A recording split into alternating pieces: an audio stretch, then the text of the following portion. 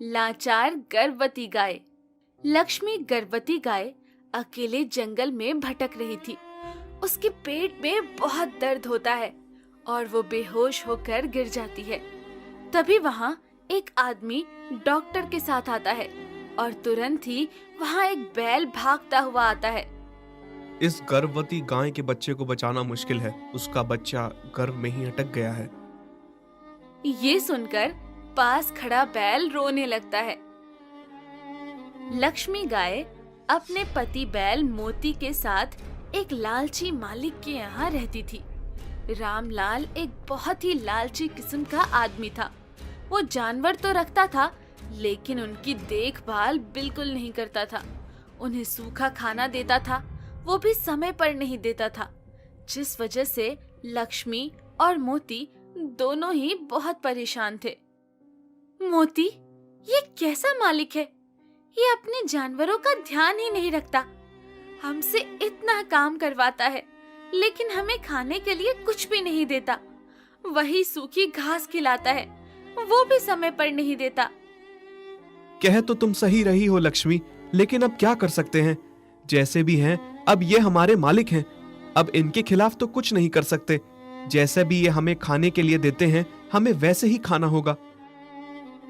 लक्ष्मी और मोती दोनों ही रामलाल के स्वभाव से बहुत दुखी थे, पर वो कुछ नहीं कर सकते थे। कुछ समय बाद लक्ष्मी गर्भवती हो जाती है। रामलाल को ये बात पता चलती है तो वो बहुत खुश होता है कि कुछ समय बाद लक्ष्मी अब दूध देने लगेगी। अरे सुनती हो, कहाँ हो? एक खुशखबरी देनी है। हमारी गाय लक्ष्मी गर्भवती हो गई है। अब हमारे दिन अच्छे हो जाएंगे। कुछ समय बाद लक्ष्मी अच्छा खासा दूध देने लगेगी। उसे बेचकर हम अच्छी कमाई कर लेंगे। अजी, गर्भवती तो हो गई है, लेकिन आप अब उसके खाने पीने का ध्यान रखो। उसे ताजा ताजा चारा खिलाओ और समय पर खाना पीना दिया करो, नहीं तो ये दूध नहीं देगी। हमें इसका पूरा ध्यान रखना होगा। अरे कोई जरूरत नहीं है, जैसा चल रहा है वैसा ही चलने दो। मैं हरा हरा ताजा चारा कहाँ से खरीद के लाऊंगा? इतने पैसे नहीं है मेरे पास। सब ठीक हो जाएगा, ये ऐसे ही दूध दे देगी।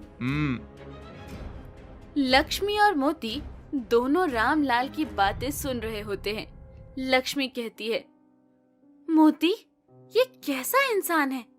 इसको इतना भी नहीं पता कि ये गर्भवती का कितना ध्यान रखना चाहिए। और इसकी पत्नी इसे इसलिए समझा रही थी क्योंकि वो औरत है। उसको पता है कि गर्भवती होने पर क्या क्या पीड़ा सहन करनी पड़ती है, पर ये समझने को तैयार ही नहीं है। कुछ इंसान ऐसे ही होते हैं लक्ष्मी। उन्हें जानवरों की तो छोड़ो, इंसानों की भी कदर नहीं होती। इसे गर्भवती का मतलब ही नहीं पता। हाँ, इसे नहीं पता एक औरत या जानवर जब गर्भवती होती है तो वो किस पीड़ा से गुजरती है और उसके खाने पीने का कितना ध्यान रखना चाहिए। इसे नहीं पता, तभी तो शायद आज ये बेऔलाद है। तू चिंता मत कर, मैं पूरी कोशिश करूंगा कि तेरे लिए मैं रोज कुछ ना कुछ हरा चारा लेकर आऊं। जब मालिक मुझे खेतों पर ले जाएगा तो मैं थोड़ा थोड़ा चारा इकट्ठा करके तेरे लिए रोज लेकर आऊंगा। मोती ऐसा ही करता है। जब रामलाल उसे खेतों पर ले जाता है तो वो सारा काम खत्म करके थोड़ा थोड़ा चारा इकट्ठा करता है और रात में लक्ष्मी को खिलाता है। मोती, ये जहाँ से तुम चारा लेकर आते हो, वहाँ से मालिक भी तो हमारे लिए चारा लेकर आ सकते हैं, लेकिन इसे हमारी बिल्कुल भी कदर नहीं है। मेरे पेट में भी दर्द होता है ये सूखा चारा खा खा कर। अब क्या कर सकते हैं लक्ष्मी, जब इसे एहसास ही नहीं है कि ये कितनी बड़ी गलती कर रहा है। अब हम तो जानवर हैं, हम तो बस सहन कर सकते हैं, हम कुछ नहीं कर सकते। कोई बात नहीं मोती, आप मेरे लिए इतना कर रहे हैं वो भी काफी है। नहीं लक्ष्मी, मैं भी तुझसे माफी चाहता हूँ। ये मेरा भी बच्चा है, लेकिन मैं अपने बच्चे और बीवी के लिए कुछ नहीं कर पा रहा। हो सके तो तुम मुझे माफ कर देना। अरे, आप चिंता मत करो, सब सही हो जाएगा। हमारा बच्चा सही सलामत इस दुनिया में आ जाएगा। सूखी घास खाने से लक्ष्मी की तबीयत अब धीरे धीरे खराब होने लगती है। फिर एक दिन मोती मालिक के साथ गया हुआ था। तब लक्ष्मी सोचती है, मुझसे अब और ये सूखी घास नहीं खाई जाएगी। एक काम करती हूँ, आज मैं खुद ही ताजी घास खाने चली जाती हूँ। मालिक के आने से पहले लौट कर आ जाऊंगी। लक्ष्मी अकेले जंगल की तरफ चलने लगती है और खाने की तलाश करती है, पर तभी उसे एक भूखा शेर मिल जाता है। अरे वाह, आज खाना खुद मेरे पास चलकर आ गया। अब आएगा मजा। वैसे भी कई दिनों से भूखा हूँ मैं। लक्ष्मी हाथ जोड़कर शेर से बोलती है, शेर राजा, प्लीज मुझे मत खाना, मैं गर्भवती हूँ। वाह, सोने पे सुहागा, एक मांगा था 2 मिल गए। लक्ष्मी शेर के सामने रोने बिलखने लगती है, पर वो उस पर अटैक कर देता है। लक्ष्मी घायल हो जाती है। शेर उसे मारने ही वाला होता है, तभी बीच में शेरनी आ जाती है। तुम इसे नहीं मार सकते, ये गर्भवती है और एक गर्भवती को मारना बहुत बड़ा पाप है। मैं अपने पति के सिर ऐसा पाप नहीं लेना चाहती। अगर तुम मुझसे प्यार करते हो तो इसे छोड़ दो। ठीक है, अगर तुम ऐसा चाहती हो तो ठीक है, मैं इस गर्भवती गाय को छोड़ देता हूँ। आपका बहुत बहुत शुक्रिया शेरनी। मैं और मेरा परिवार आपका ये एहसान कभी नहीं भूलेंगे। गर्भवती गाय खाने की तलाश में आगे चलने लगती है, पर घायल होने की वजह से वो बेहोश होकर गिर जाती है। तब उसका मालिक मोती और डॉक्टर वहां आते हैं। रामलाल, क्या तुम लक्ष्मी के खाने पीने का ध्यान नहीं रख रहे हो? इसमें तो बिल्कुल भी ताकत नहीं है। ये बच्चा कैसे पैदा कर पाएगी? बच्चा पैदा करने के लिए तो शरीर में ताकत होनी चाहिए। अगर ऐसा ही चलता रहा तो बच्चे को बचाना मुश्किल हो जाएगा। मोती ये सब सुन लेता है और उसे बहुत गुस्सा आता है और वो तेज तेज फुंकार भरना शुरू कर देता है और मन में बोलता है, मालिक, ये सब आपकी वजह से हो रहा है।